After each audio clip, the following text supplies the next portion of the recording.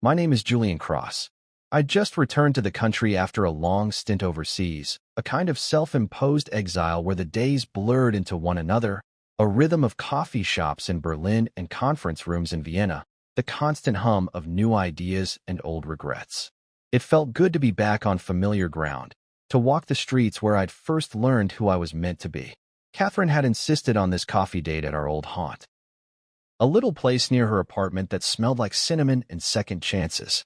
We sat near the window, sunlight pooling between us, 2 mugs of steaming coffee between our hands, and for the first time in months, I felt a flicker of home. She smiled the way she always did, with that small curve of her lips that made everything else fade. Her hand brushed mine, and for a second, I thought maybe the world had shrunk down to just us, until Ivy walked in. She arrived in a rush of floral perfume and clicking heels, her hair pulled into a sleek ponytail that made her look older than she was. She carried her latte like it was a gavel, ready to pronounce judgment on anyone within earshot. She barely spared me a glance before she set her sights on Catherine, her sister, my Catherine. Her voice, sharp, crisp, sliced through the soft cafe chatter like a surgeon's scalpel. "Catherine," she said, her tone full of practiced exasperation, "you're too nice. He's jobless. A neat. These types are the scum of society." She didn't even lower her voice. Heads turned. A barista froze mid-pour. The sound of the espresso machine hissed like a snide laugh in the background. For a second, I couldn't breathe. The word, NET, echoed in my head, a label I'd carried before but never from her lips, never from someone who mattered to Catherine. It wasn't true, of course, but that didn't make it hurt any less. Catherine's face went pale, her eyes darting between me and Ivy as if she could physically shield me from the words. But it was too late. Ivy's high heels clicked on the floor like the ticking of a countdown, her latte in hand as she turned and walked away, leaving the aftermath in her wake. The cafe went silent. I could feel every pair of eyes on me, like I was the main act in a tragic play. Catherine reached for my hand, but I pulled away gently, not out of anger, but because I needed a second to process, to figure out how to smile through this without breaking. I took a slow breath and then forced the corners of my mouth up, a reflex I'd learned to master in places where respect wasn't given freely. "It's fine," I said, though my chest felt tight. "She's your sister. She's just concerned." The words tasted bitter. Catherine's eyes shimmered with something between apology and helplessness, like she wished she could crawl into the space between us and erase the hurt. "But there are some things even love can't shield you from. Julian," she whispered, her voice cracking just a little, "I'm so sorry. She doesn't know." I stopped her with a raised hand, my smile now more armor than warmth. "She's protective. I get it. Let's not let it ruin our day." But even as I said it, I knew the day was already marked. I felt like I was standing on a stage I hadn't auditioned for, lines I hadn't rehearsed, with Ivy as the director and everyone else as her captive audience. I hated the way it made me feel, like I had to prove something to a world that had no idea who I was or what I'd survived to get here. The truth was, I'd worked damn hard overseas. I'd seen things, learned things, earned respect in rooms where no one knew my name. I'd built a reputation, Julian Cross, the surgeon who never flinched, who handled impossible cases with a steady hand. I'd been a resident, a fellow, a trusted pair of hands in places where language barriers couldn't stop a heartbeat from restarting under my care. But none of that was written on my forehead. None of that was tattooed on my skin. Here, all Ivy saw was a man who'd stepped off a plane with a duffel bag and a smile, no visible job title to wear like a shield. I watched Catherine as she fumbled with her napkin, tearing it into thin white strips, her eyes darting around like she wanted to disappear. I knew that look, the way guilt settles into your bones, makes you feel like you owe everyone an explanation. I leaned forward, my voice low and steady, the way I'd talk to a patient on the verge of panic. "Hey," I said, catching her gaze. "Don't do that. Don't let her words sit in your chest like poison. I'm here. I'm not going anywhere." Her eyes filled with tears, and for a moment, I thought she might let them fall. But she blinked them away, her lips trembling into a small, determined smile. "I know," she whispered. "I know who you are." And that was enough for now. I took a sip of my coffee, letting the bitterness ground me, reminding me of all the nights I'd spent with nothing but caffeine and determination to keep me company. I thought of the surgeries I'd performed, the hours I'd logged, the lives I'd touched. I was not an NET. I was not a scum of society. I was Julian Cross, and I'd earned every scar on my hands. Ivy didn't know me, but she would. One day, she'd understand the man sitting across from her sister in a small cafe, smiling through the pain because he loved her more than his pride. One day, I'd make sure of it. Until then, I'd hold on to Catherine's hand and remind myself that love, real love, wasn't built on titles or labels. It was built on the quiet moments where two people chose each other, over and over again. And right now, that's what mattered most. We met during entrance exams at Bramwell Medical College, and from the moment I saw her, I knew she was different. She was standing there in the hallway, a gentle smile lighting up her entire face, her eyes warm and curious, as though the chaos of the day, the tension, the last-minute cramming, the anxiety that clung to all of us like sweat, didn't faze her at all. I, on the other hand, was a mess. My pen was leaking ink, my tie was crooked, and the one thing I'd forgotten in my meticulous prep, the eraser, felt like the final straw that might break me. That tiny, stupid eraser. The weight of every entrance exam, every sacrifice my family made, every sleepless night on borrowed textbooks, all of it bore down on me as I rummaged through my bag, the panic rising like bile. That's when she appeared beside me, holding out her own eraser with a smile that seemed to slow time.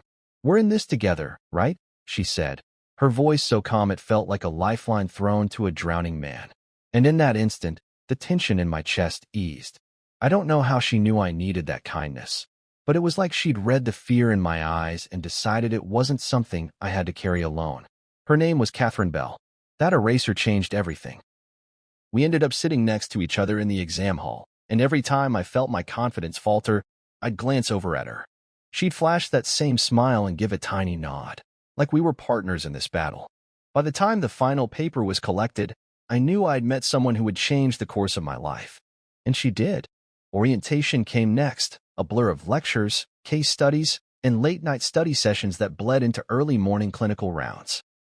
We stuck together, gravitating toward each other in a way that felt both natural and inevitable. Our friendship deepened with every coffee shared in the hospital cafeteria, every meal we squeezed in between classes, every time we walked home together in the rain because neither of us wanted the day to end. She made me laugh in the middle of a cadaver lab, made me feel like I was more than just a student chasing a white coat. She saw the person behind the grades, behind the ambition. And slowly, I realized I couldn't imagine my days without her. I changed because of her. I ditched the second-hand blazers and outdated shoes, traded them for shirts that actually fit and shoes that didn't squeak with every step. I started hitting the gym, if only so I could keep up with the way her eyes sparkled every time we passed each other in the corridor. I sharpened my mind too. My notes were meticulous, my study plans ironclad. I was determined to be the kind of man she deserved, even if she didn't know it yet. Every exam became a challenge I had to win. Every clinical rotation a chance to prove I wasn't just another name on the roster. And at the center of it all was Catherine, her quiet encouragement pushing me forward like a steady pulse. She was there for the wins, the A's on my report cards, the commendations from the professors. But she was also there for the failures, the days when I felt like the weight of the world was too much. She'd show up at my apartment with takeout and a grin, curling up on my threadbare couch, reminding me that no grade was ever going to define who I was. The night we finally kissed wasn't planned. We'd been studying late, some complicated cardiac case I can't even remember now. It was humid, the air heavy with the threat of rain. We were walking along the seawall near campus, the salt air mixing with the scent of rain-soaked asphalt, when I stopped. My heart was pounding so hard I thought it might explode. I turned to her and said, "I can't keep pretending I don't feel this." "Catherine," but I didn't get to finish. She stepped closer and kissed me, soft and sure, like she'd been waiting for me to gather the courage. When we pulled apart, I couldn't stop smiling. She laughed, tucking her hair behind her ear, her eyes bright with something I'd never seen before, something that looked like hope. "I've been waiting for you to say it," she whispered. And that was it. The last barrier between us crumbled. We were inseparable after that. Study sessions blurred into late-night ramen runs and whispered confessions.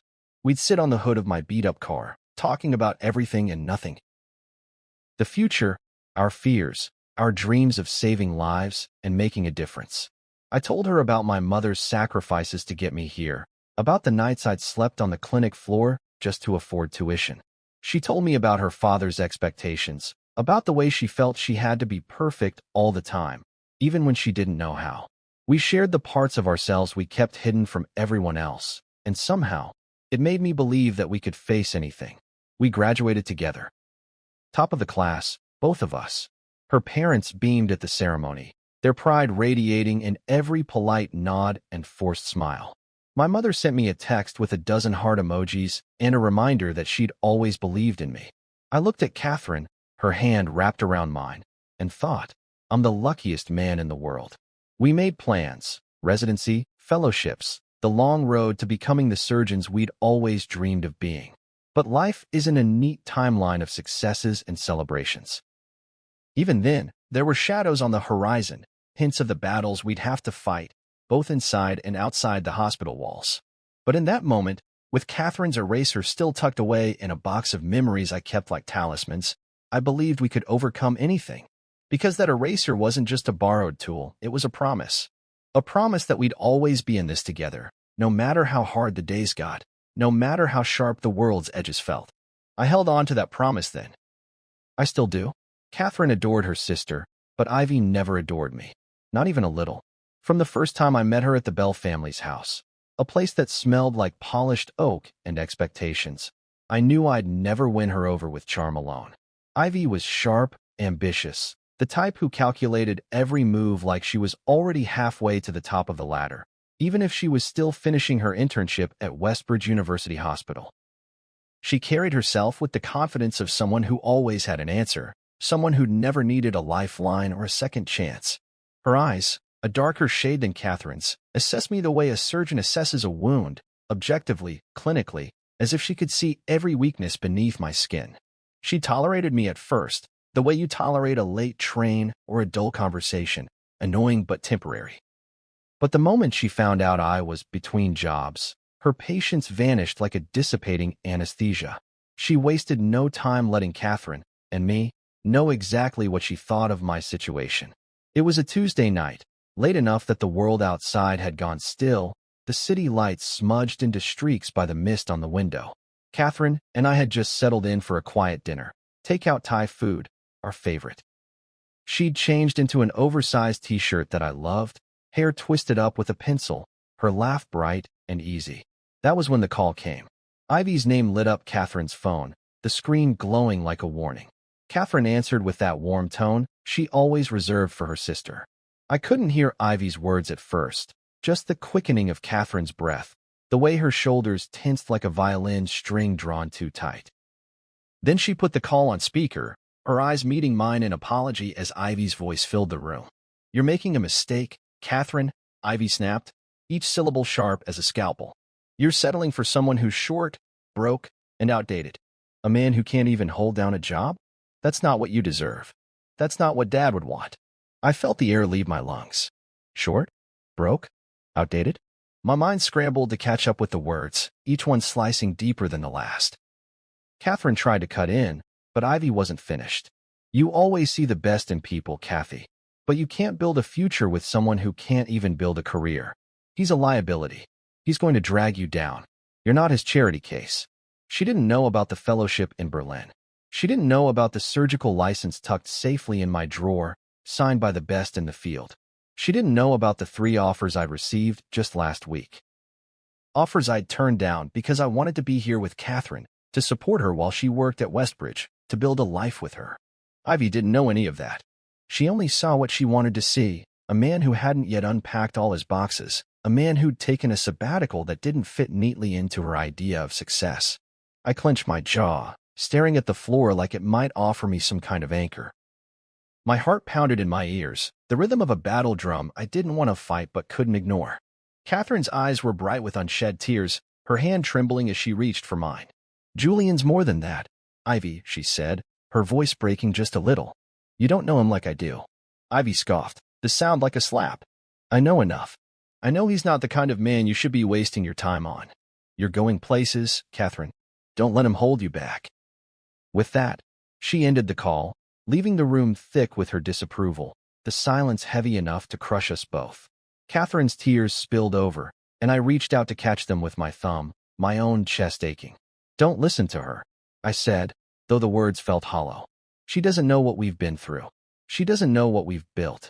But deep down, I couldn't deny the sting. Because Ivy's words, cruel as they were, struck at something I'd tried so hard to bury. The fear that maybe, just maybe, I wasn't enough. That all the years of training, the all-nighters in med school, the sacrifices, the sleepless nights and steady hands, the lives I'd helped save in Germany, they meant nothing if the people who mattered most couldn't see me. I wanted to tell Ivy about the nights I'd spent on call in Berlin, standing over an operating table while blood soaked through my scrubs, the lives I'd held in my hands like fragile glass. I wanted to tell her about the heart transplant I'd assisted with last spring, about the child whose life I'd helped save, about the head surgeon who'd called me a miracle worker as I slipped out of the OR at dawn. But I couldn't, because she'd already decided who I was. It would have been easy to hate her for that. But as I sat there, holding Catherine's hand, I realized Ivy wasn't the enemy. She was scared. Scared of losing her sister to a man she didn't understand. Scared that I'd fail Catherine. Maybe even scared that she'd fail Catherine, too. And that fear, raw and blinding, was the only language Ivy knew how to speak. So I swallowed my anger, letting it burn in the pit of my stomach like a slow fuse. I would prove myself to her. Not through arguments or explanations, but through actions. I'd show her the man I was, the man I'd become, the man who'd fight for Catherine every single day. Because this wasn't just about proving Ivy wrong. It was about proving to myself that I was more than the label she'd thrown at me. I looked at Catherine, her eyes rimmed red, her cheeks streaked with tears. "I'm not going anywhere," I said, my voice steady now. "I've got offers, Catherine. Berlin, Chicago, even New York. I turned them down because I wanted to be here with you. Because you matter more than any hospital badge or paycheck." She swallowed, her fingers tightening around mine. "I know, Julian," she whispered. "I know."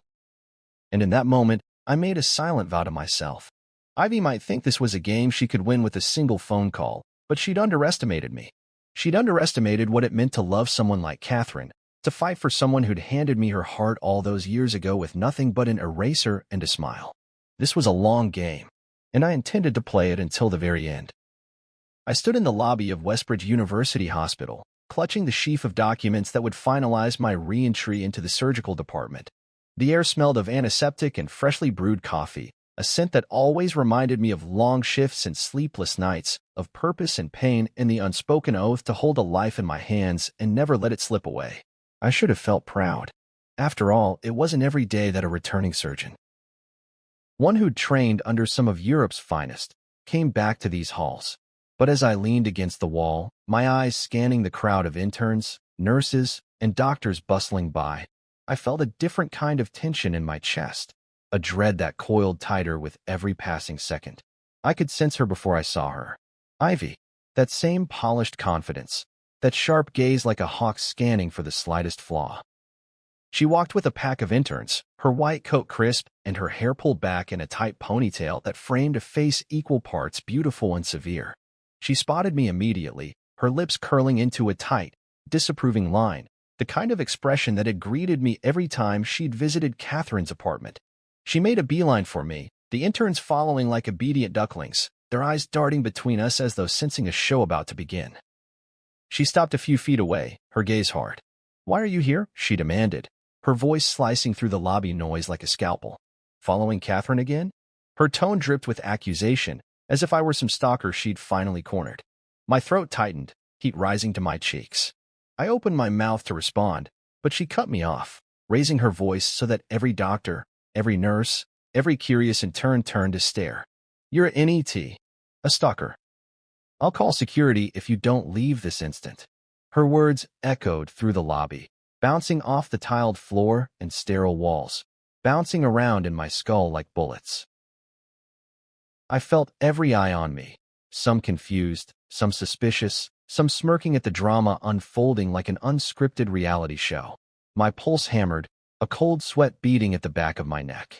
I'd faced dying patients, irate families, and the grueling gauntlet of surgical training, but nothing prepared me for the shame that crept up my spine, hot and sticky. I swallowed hard, the words I'd prepared dying in my throat.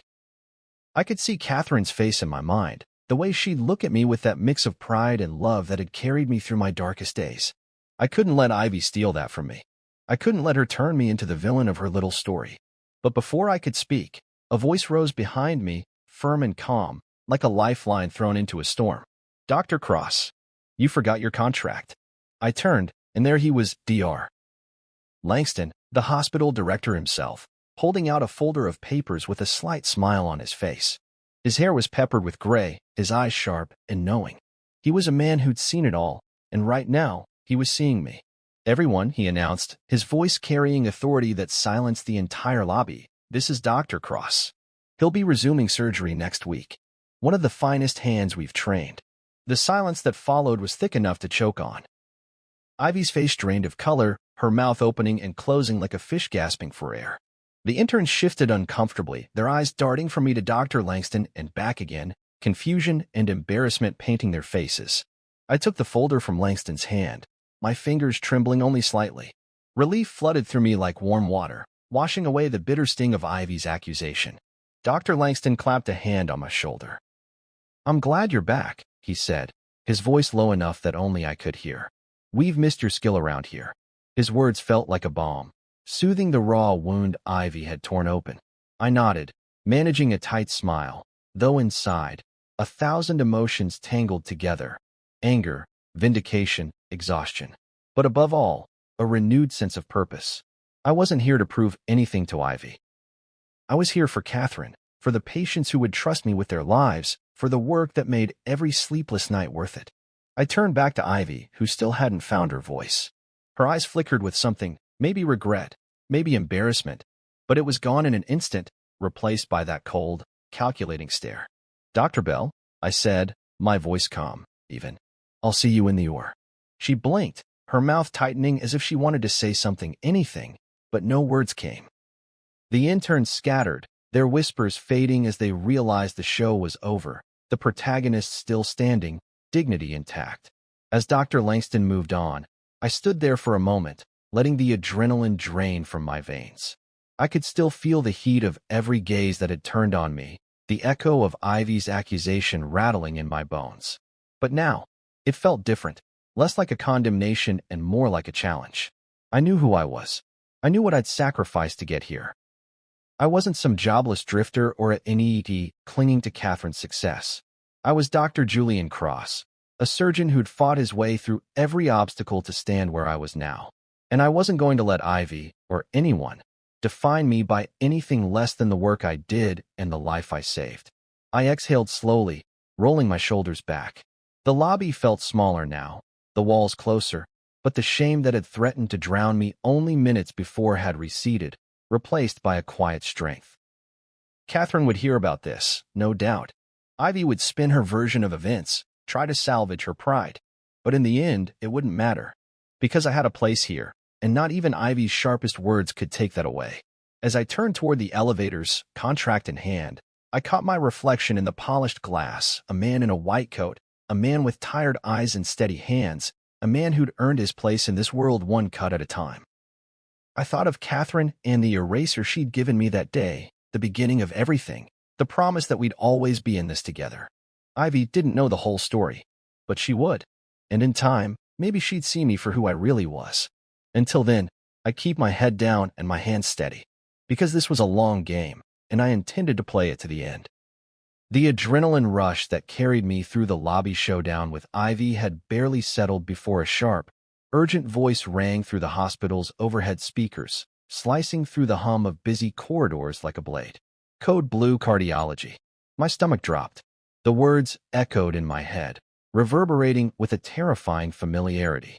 Cardiology. My mind raced to Catherine, who had been in earlier that morning for a routine checkup. She'd mentioned feeling a little off. A dull ache in her chest she brushed off as stress. I'd promised her I'd check in after finalizing my paperwork, but I'd let the confrontation with Ivy distract me. Now, all that mattered was getting to her. My legs moved on instinct, propelling me through the maze of hallways, past nurses clutching clipboards and interns frozen in their tracks. The smell of antiseptic and floor wax mingled with the electric tang of fear that clung to every surface.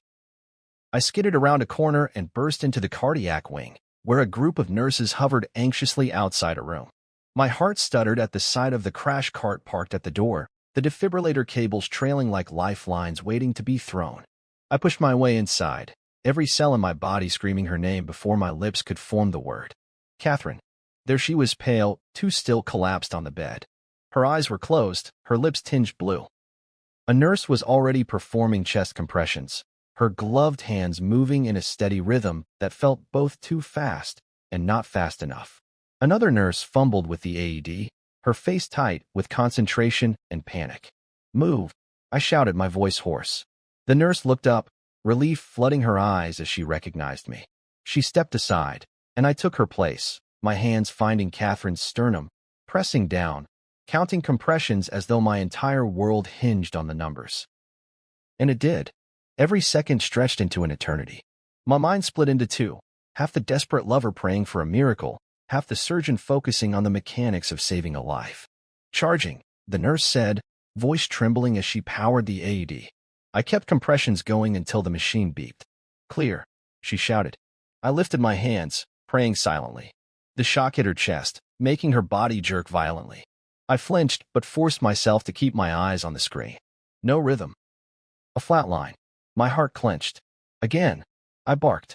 I resumed compressions, the sound of my own labored breathing filling the space between the mechanical whine of the AED and the beeping monitors that felt like a countdown to the end. "Charging." The voice was stronger this time, steadier. "Clear." Another shock, another desperate hope. And then, beep. A slow, tentative beat. A flicker of life on the monitor. "Come on, Catherine," I whispered, leaning close, my hands trembling as I felt her pulse under my fingers. It was weak, but it was there. "Stay with me." Her eyelids fluttered, her lips parting just enough to draw in a shallow breath. Tears blurred my vision. Relief threatened to buckle my knees. She was alive, but I knew this wasn't over. The cause of the arrest had to be found, treated, or she'd be back on that table, maybe next time with no second chance. "Get her prepped for immediate surgery," I ordered, my voice firm, my training taking over. The nurses sprang into action, rolling her bed toward the oar, their movements efficient and practiced. "Dr. Cross," one nurse said, her eyes wide with urgency. "Are you?" "Yes," I cut her off. "I'll do it." My hands were already at work, scrubbing in as we moved. Catherine needed me, not just as the man who loved her, but as the surgeon who'd trained for this moment. Berlin's grueling nights, the endless hours in the oar, the cases that no one else wanted, every second had led to this. The procedure we needed was one I'd done a dozen times in Germany, one that hadn't even been fully published in the States yet.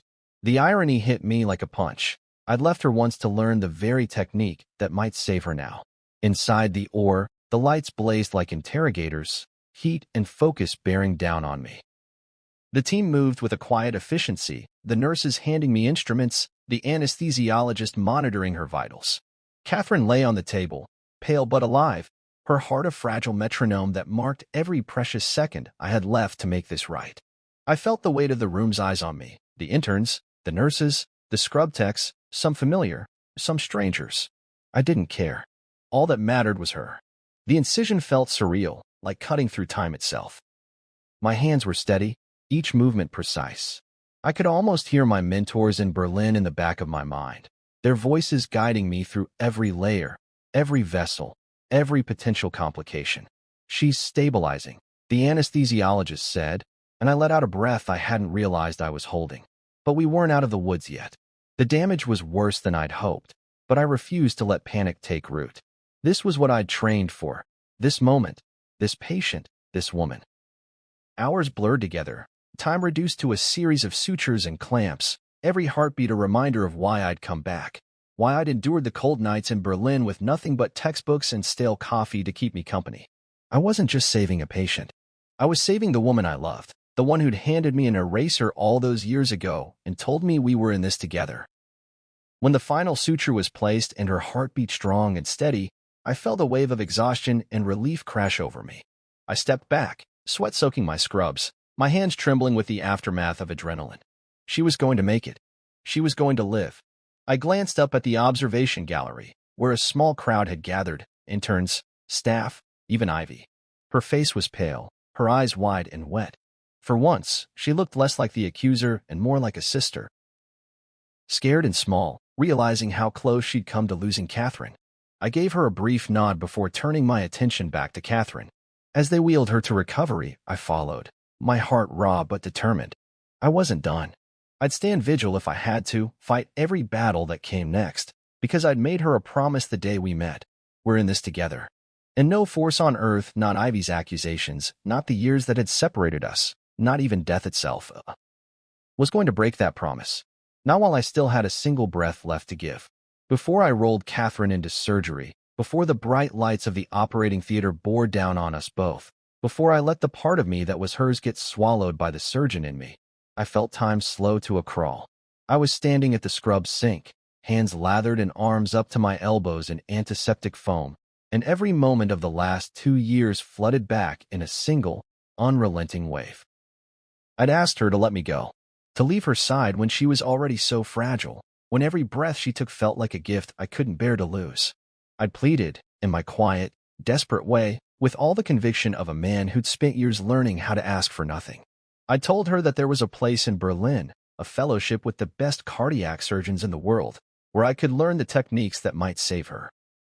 A place where they were developing protocols, trialing procedures not even published yet.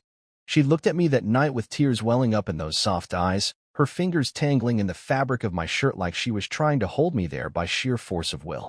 "I'd rather have 6 months with you than years without you," she'd whispered. The words hit like a scalpel to my chest. But I couldn't stay.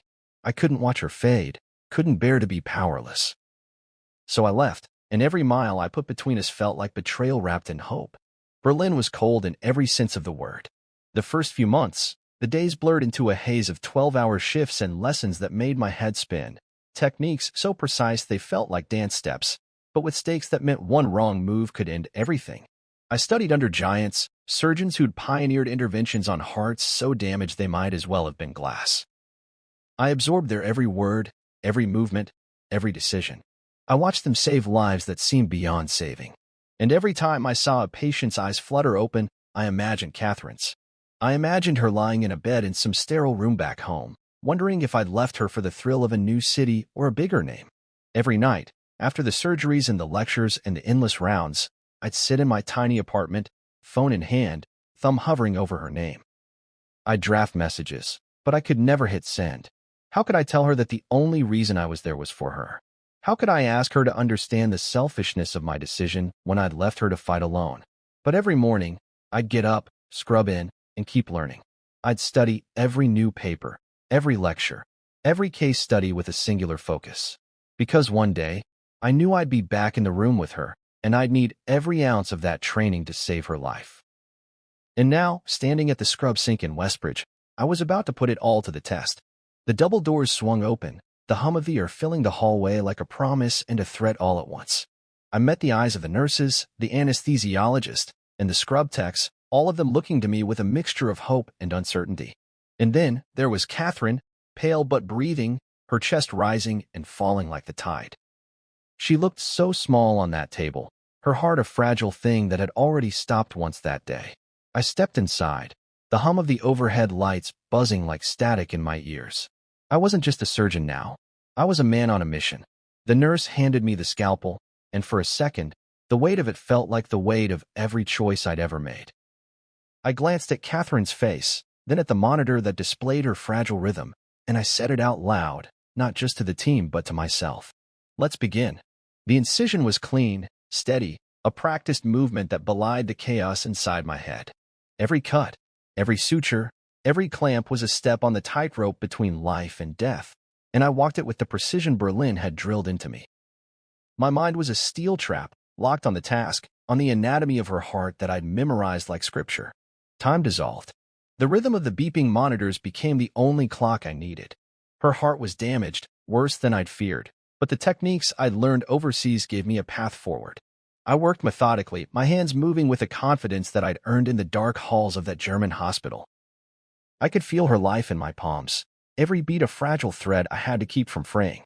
Halfway through the procedure, I felt the weight of every mile I'd traveled, every night I'd spent alone in a foreign country with nothing but the hope that one day this moment would come. I heard her voice in my head, that night when I'd told her I was leaving. "I'd rather have 6 months with you than years without you." And I'd whispered back, "I'd rather have both." I had to believe that what I'd done, leaving her, was the right choice. That the pain of separation would be worth it if it meant giving her a life beyond 6 months, beyond a year, beyond a lifetime of doctor's visits and medications. I couldn't let the guilt paralyze me now. She needed me. As I finished the final suture, I felt a wave of exhaustion and relief wash over me. I checked the monitor. Her heart was beating strong, steady. I closed my eyes for a second, letting the weight of it sink in. I'd done it. I'd saved her. When I looked up at the team, the nurse met my gaze, her eyes wide with awe. "She's stable," she said softly. The anesthesiologist gave me a tight smile. "Nice work, Dr. Cross." I nodded, swallowing the emotion that threatened to choke me. I wanted to run to her, to hold her hand and tell her everything. About Berlin, about the nights I'd spent wishing I was home, about the promise I'd made to myself to come back better, stronger, enough to save her. But right now, all I could do was watch her be wheeled to recovery. Her life no longer a question mark, but a story still unfolding. This was personal, and I would not fail her. Not now, not ever. Ivy was in the gallery above the operating room, standing behind the glass with a look I'd never seen on her face before, equal parts horror and awe. She'd come to watch, her posture stiff, arms crossed like a fortress around her heart. She'd stood there for hours, watching me cut, sew, connect vessels, rebuild Catherine's heart with the precision I'd learned in Berlin. I didn't look up at her, couldn't, not with my focus so completely on the small, fragile rhythm beneath my hands. But I felt her gaze like a weight, pressing down, demanding answers to all the questions she'd never asked. When it was over and Catherine's heart beat steady beneath the surgical drapes, when I'd closed the final suture and stepped back, I let out a breath I hadn't realized I'd been holding. My shoulders ached from the hours of tension. My hands trembled slightly, the tremor of adrenaline finally fading. The team around me began the post-op routine, cleaning up, logging instruments, prepping Catherine for recovery. I peeled off my gloves and turned away, the weight of the surgery finally landing on me. Ivy was waiting for me in the corridor outside the OR. The moment the door swung shut behind me, I saw her, still in her white coat, her hair pinned back, but her eyes were different. They were red-rimmed, the remnants of tears she'd probably wiped away before I could see them. She opened her mouth, but nothing came out. For the first time since I'd known her, she was speechless. I braced myself, expecting anger, maybe even another verbal assault. But what came out was something I hadn't expected. Her voice was a whisper, raw and small. "I didn't know," she said, her gaze dropping to the floor as though she couldn't bear to meet my eyes. "I thought you abandoned her." I stood there, arms crossed over my chest, my own heart still beating too fast.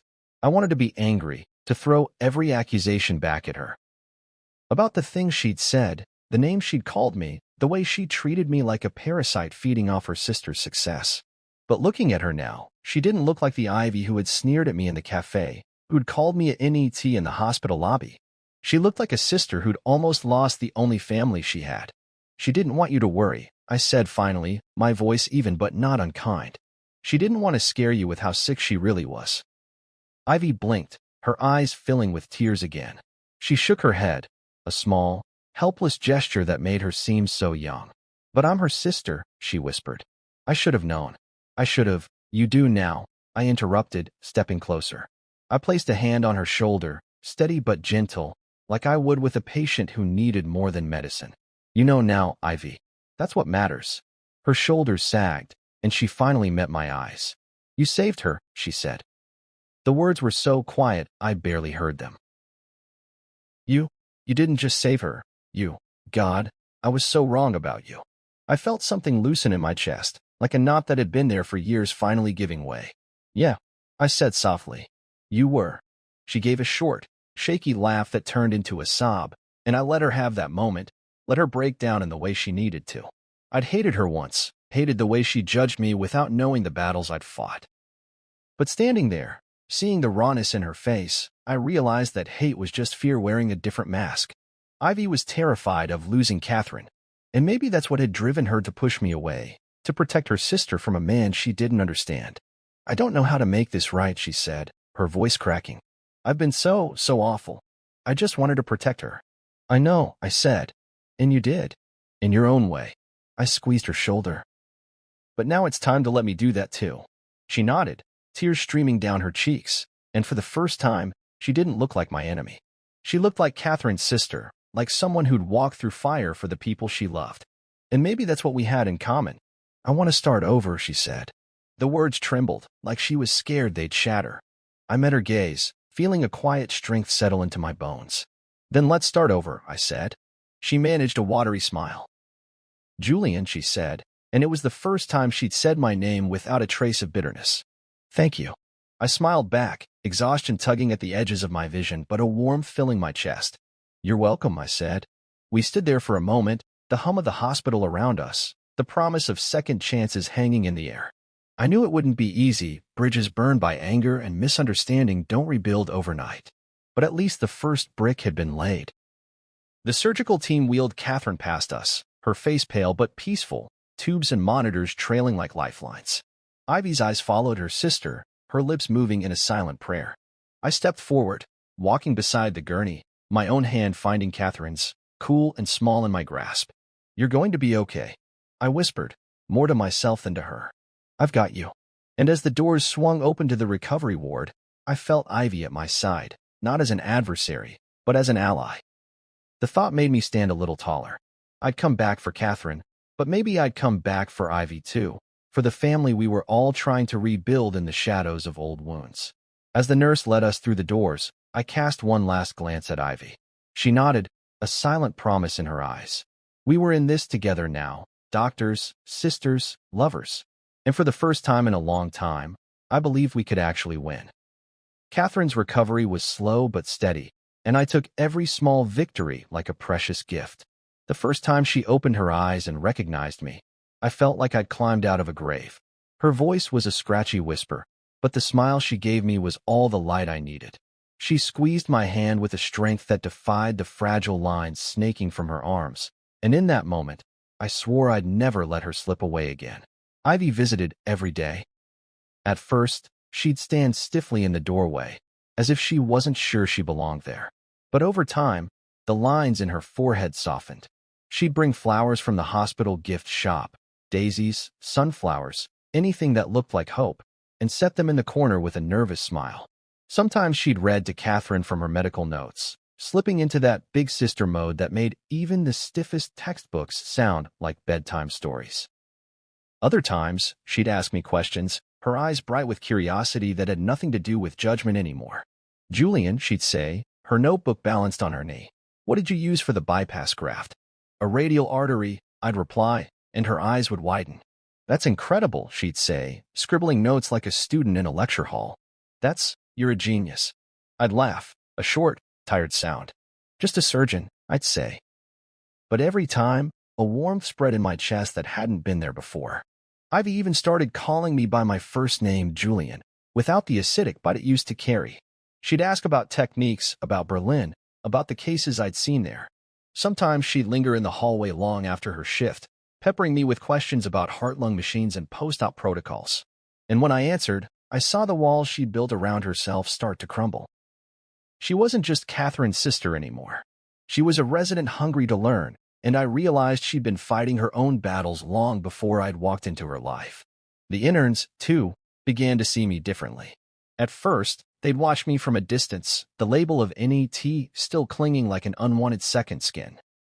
But once they saw me scrub in, once they saw the way my hands moved in the OR, the way I anticipated complications and handled them with a calm they hadn't expected, everything changed.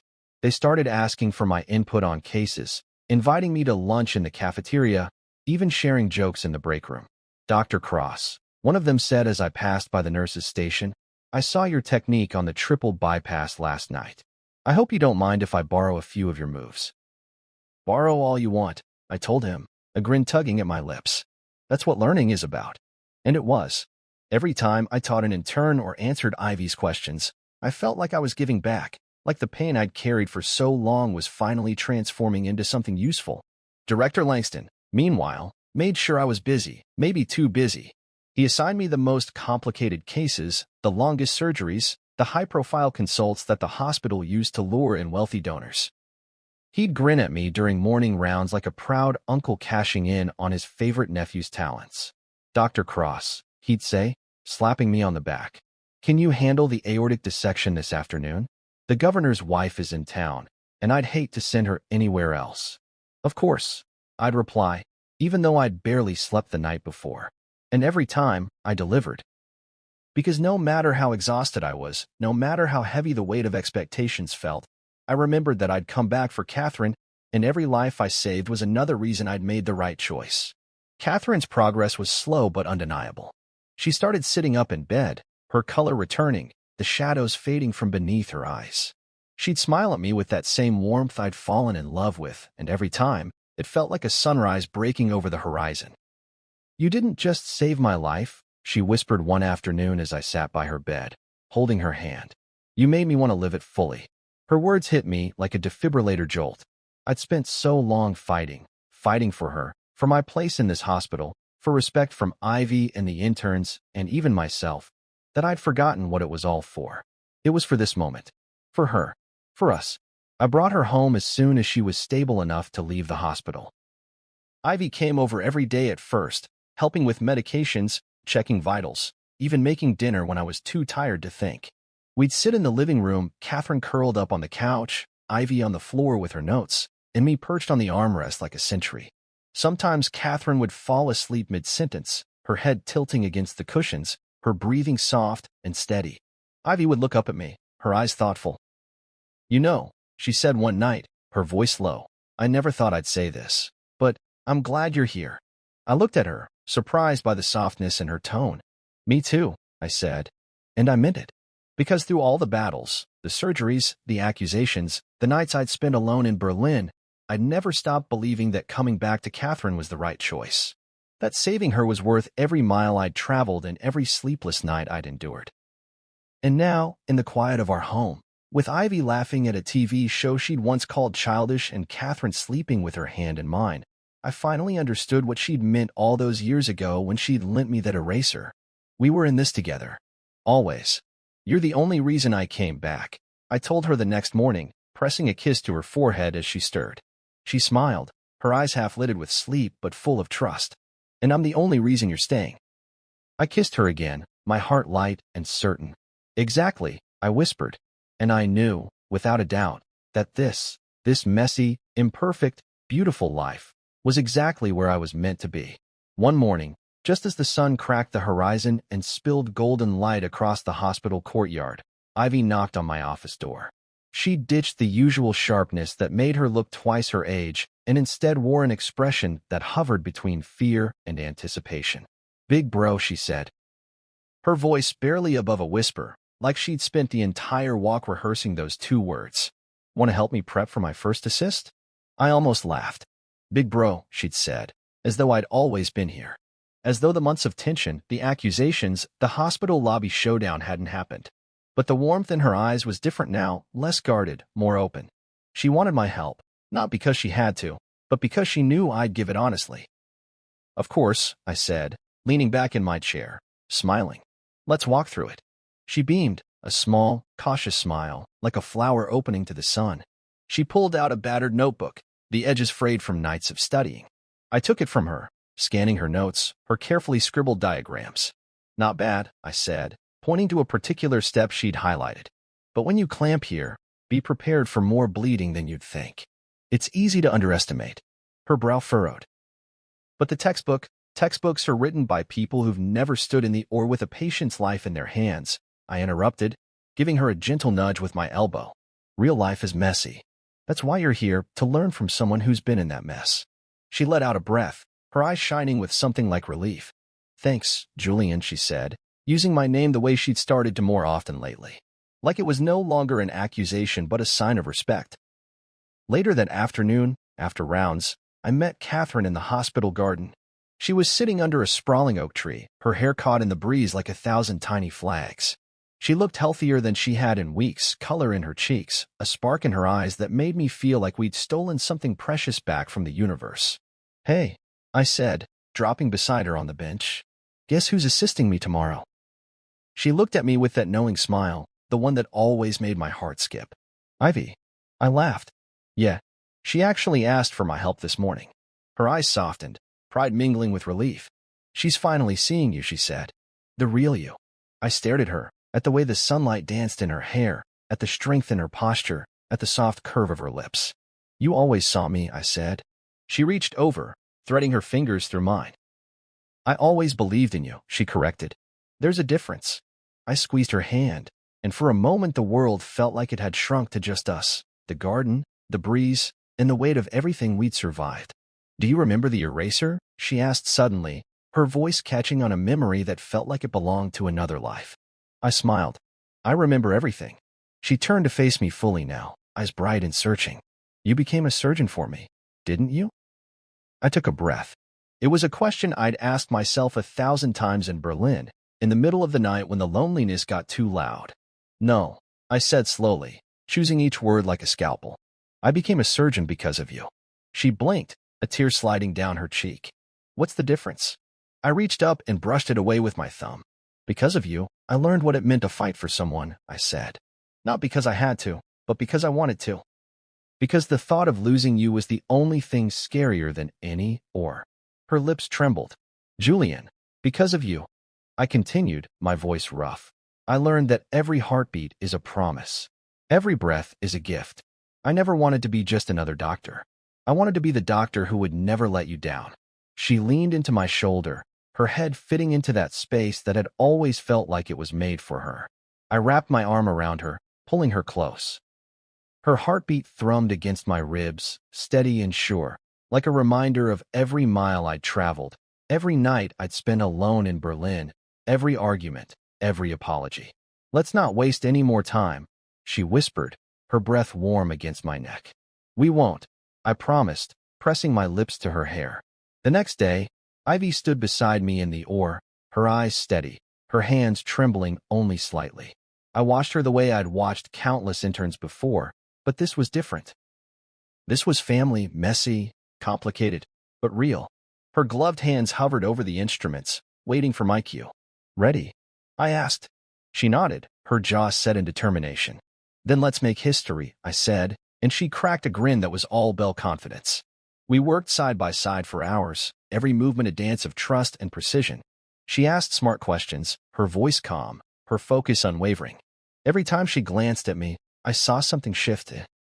A respect that hadn't been there before, a recognition that I was more than the label she'd given me.